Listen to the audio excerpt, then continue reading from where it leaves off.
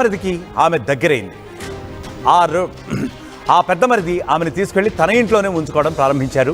అతను కూడా అప్పటికే వివాహితుడు, అతనికి 2 పిల్లలు కూడా ఉన్నాడు.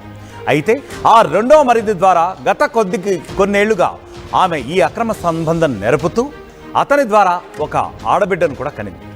ఇక కొద్ది రోజుల క్రితం అనుమానాస్పదంగా మరణించిన చిన్న మరిది ఎవరైతే ఉన్నారో ఇక అతనికైతే ఏ విధమైనటువంటి కూడా ఆస్తి రాయలేదని చెప్పి తెలిసింది. మరిది మరణం తర్వాత పెద్ద మరిదితో ఇప్పుడు నేను చెప్పిన విధంగా అక్రమ సంబంధం కొద్ది కాలంగా అయితే ఆమె నెరపుతోంది. ఇదే క్రమంలో ఆమెకి మరొక లవ్వర్ కూడా పరిచయం అయ్యాడు. అతనితో కూడా అక్రమ సంబంధం నేర్పుతూనే ఉంది. సో టోటల్గా చూసుకుంటే తన భర్త చనిపోయిన తర్వాత, లీగల్గా మ్యారేజ్ అయిన తర్వాత, భర్త చనిపోయిన తర్వాత మరో ముగ్గురితో ఆమె అక్రమ సంబంధం గత కొద్ది కాలంగా నేర్పుతోంది. అయితే అందులో 3వ మరిది చనిపోయాడు.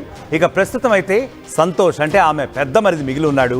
ఇక బయట లవ్వర్ ఉన్నాడు. ప్రస్తుతం ఇట్లా గత కొద్ది కాలంగా ఈమె అక్రమ సంబంధాల పరంపర కొనసాగుతోంది.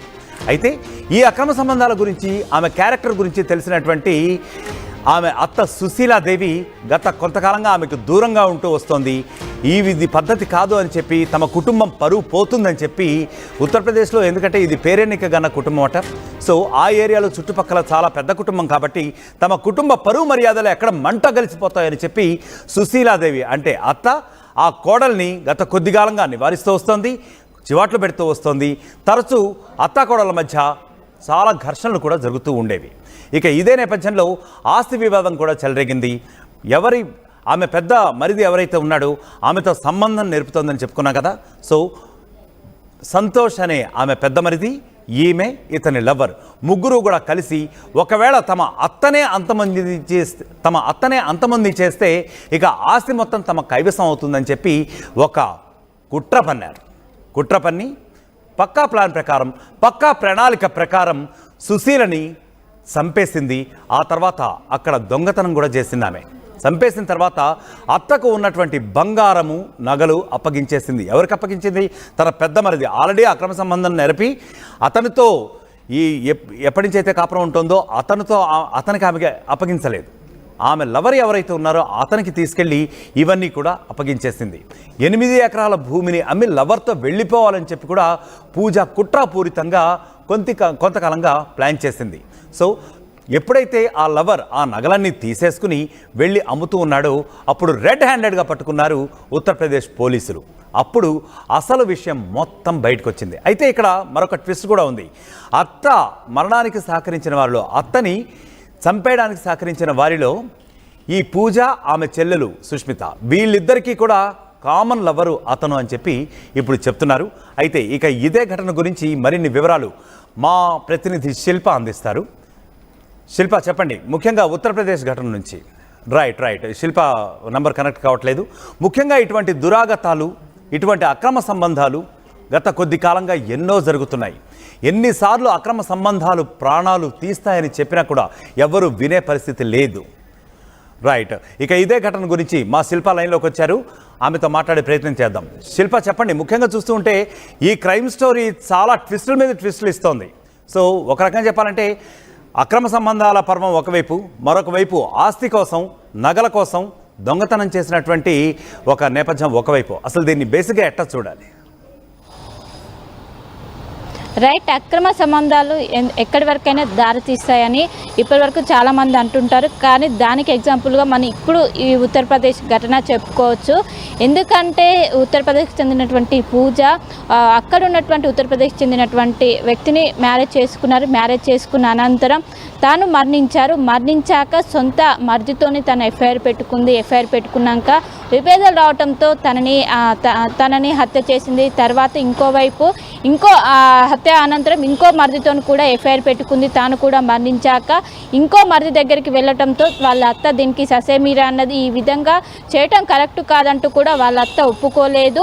మొత్తం కూడా ఈ స్కెచ్ మొత్తం, ఈ ఘటన మొత్తం కూడా అక్కడ వాళ్ళ ఏదైతే మొదటి హస్బెండ్కి సంబంధించి మొత్తం కూడా వాళ్ళపైన దాదాపు 16 లక్షలకు సంబంధించిన విలువ చేసే భూమి ఉన్నది.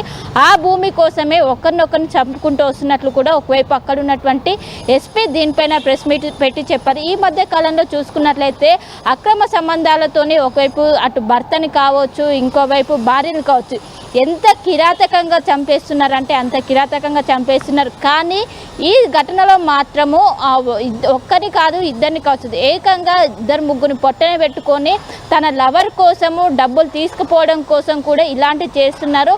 ఒకవైపు ఎప్పటికప్పుడు పోలీసులు దీనిపైన ఇలాంటి ఘటనలు జరిగినప్పుడు సీరియస్గా తీసుకున్నప్పటికీ వాళ్ళు మాత్రం కేవలం ఆ ప్రియుడి మోజులో ఉండి ఈ విధంగా బయట ప్రపంచానికి తెలియకుండా వాళ్ళు ఈ విధంగా చేస్తున్నారు. మొత్తం మీద ఎట్టకేలకు ఈ విషయం అనేది బయటపడింది. మొత్తం మీద దాదాపు ఇప్పుడు 16 లక్షలకు సంబంధించినటువంటి మొత్తం కూడా కాజేయాలంటూ కూడా అది మొత్తం కూడా తీసుకెళ్ళి ప్రియుడితో హాయిగా బయట జీవించాలంటూ కూడా ప్లాన్ వేసింది. అందులో భాగంగానే మొదటి భర్త మరణించాక మర్ది, ఇంకో మర్ది, ఈ విధంగా మర్దుల వెంట కూడా పడుతూ కూడా ఈ విధంగా చేసింది. మొత్తం మీద ఈ విషయం బయటకు వచ్చిన అనంతరం కూడా స్థానికులు కావచ్చు, ప్రతి ఒక్కరు కూడా ఆగ్రహం వ్యక్తం చేస్తున్నారు. ఈ విధంగా సమాజం ఎటుపోతుంది, ఇలాంటి ఘటనలు జరుగుతుంటే ఏ విధంగా పోతుంది, సొంత మర్దులతోనే ఈ విధంగా ఎఫ్ఐఆర్ పెట్టుకొని అనంతరం హత్య చేయటం ఏంది, అసలుకి ఈ హత్యలకు వాళ్ళకి ఈ ధైర్యం ఎక్కడి నుండి వస్తుందంటూ కూడా చెప్తున్నారు. దీనికి ప్రేరేపణగా వాళ్ళ లవర్ నుంచి కూడా వాళ్ళకు సపోర్ట్ ఉన్నది. ఆ సపోర్ట్ కారణంగానే తను వాళ్ళ మర్దులను ఒకరొకరిని కూడా చంపేసుకుంటూ వెళ్తున్నట్టు కూడా చెప్తున్నారు. మొత్తం మీద వాళ్ళ అత్త దీనికి సంబంధించి ఒకవైపు అక్కడ కావచ్చు కంప్లైంట్ ఇవ్వడంతో మొత్తం కూడా ఒక్కసారి కూపీ లాగడంతో మొత్తం మీద బయటకు వచ్చింది. ఈ ఘటన గురించి పోలీసులు కూడా ఒకవైపు షాకు గురయ్యారు. మొత్తం మీద ఈ మధ్య కాలంలో అటు ఉత్తరప్రదేశ్లోనే ఇలాంటి ఘటనలు ఎక్కువ అవుతున్నాయి. దీనికి గల ఎక్కువగా ప్రియుడు మోజులో ఉండి ఇలాంటి ఘటనలకు పాల్పడుతున్నారు. కట్టుకున్న భర్తని సైతం చూడకుండా ఈ విధంగా అత్యంత కిరాతకంగా కత్తితో పొడిచి వాళ్ళు చంపేస్తున్నారు. ఒకటి మరొక ముందే ఇంకొకటి వస్తుంది. ఇది మాత్రం చాలా ట్విస్టులు ఉన్నాయని చెప్పుకోవచ్చు. ఒక భర్త మరణించాక మర్దితో, అనంతరం ఇంకో మర్దితో, ఈ విధంగా మొత్తం కూడా వీళ్ళని అడ్డం పెట్టుకొని తన లవర్ కోసం ఇదంతా చేసింది. కేవలం ఇక్కడ ఉన్నటువంటి ఆస్తి సంబంధించినటువంటి మొత్తం కూడా తీసుకెళ్ళి తనకి ఇవ్వాలంటూ కూడా తను ఆ ఒక పక్కా ప్లాన్ ప్రకారం వాళ్ళ కుటుంబాన్ని ట్రాప్ చేసింది. కుటుంబాన్ని ట్రాప్ చేసి ఈ విధంగా ఒకరు పోగానే ఇంకొకరు పోగానే ఇంకొకరు, ఈ విధంగా మొత్తం కూడా చేసి తను చేసినట్టు కూడా ఒకవైపు పోలీసులు ప్రస్తుతం అయితే దీనికి సంబంధించినటువంటి కేసు కూడా నమోదు చేశారు. ప్రస్తుతం ప్రియుడు కావచ్చు తన లవర్ని కూడా వెతికే పనిలో పడ్డారు. మొత్తం మీద అందరూ అక్కడ ఉన్నటువంటి పోలీసులు కావచ్చు అందరూ కూడా ఒక్కసారిగా షాకు గురయ్యారు. దీనికి సంబంధించినటువంటి ఆధారాలు కూడా ప్రస్తుతం సేకరిస్తున్నారు. మొత్తం మీద ట్విస్టులు ఇందులో ఉన్నాయని చెప్పుకోవచ్చు. రైట్, థ్యాంక్ యూ శిల్ప. మొత్తం మీద పూజా జాదవ్ చేసిన గత కొన్నేళ్లుగా నెరుపుతున్నటువంటి అక్రమ సంబంధాల పూజల వ్యవహారం తన అత్త హత్య చేసిన నేపథ్యంలో అయితే ఇప్పుడు బయటపడింది. ఉత్తరప్రదేశ్లో ఈ దారుణ ఘటన జరిగింది. ఉత్తరప్రదేశ్లోని ఝాన్సీ ఏరియాలో ఆస్తి కోసం తన అత్తనే అతి దారుణంగా కిరాతకంగా తాను తన చెల్లి అందరూ కలిసి అతి దారుణంగా కిరాతకంగా అమానవీయంగా చంపిన ఘటన అయితే వెలుగులోకి వచ్చింది. దీనిపై స్థానికులు కూడా మరిన్ని సంభ్రమాశ్చర్యాలకు లోనవుతున్నారు. అదేవిధంగా ఇటువంటి మహిళల్ని ఏం చెయ్యాలో తెలియడం లేదు అంటూ కూడా కొంతమంది సామాజికవేత్తలు, సామాజిక వర్గాలు కూడా ఒక రకంగా తీవ్రమైన ఆగ్రహ పరిస్థితులు వ్యక్తం చేస్తున్నటువంటి పరిస్థితి అయితే నెలకొంది. కుంభారియాలో మరి